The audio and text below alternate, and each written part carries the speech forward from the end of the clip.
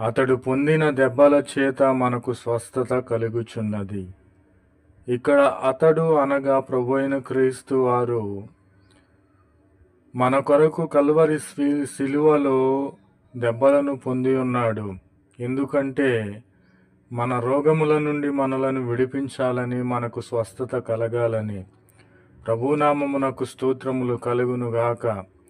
మన దోషములను బట్టి ప్రభువైన క్రీస్తు వారు నలగగొట్టబడి ఉన్నారు, గాయపరచబడి ఉన్నారు.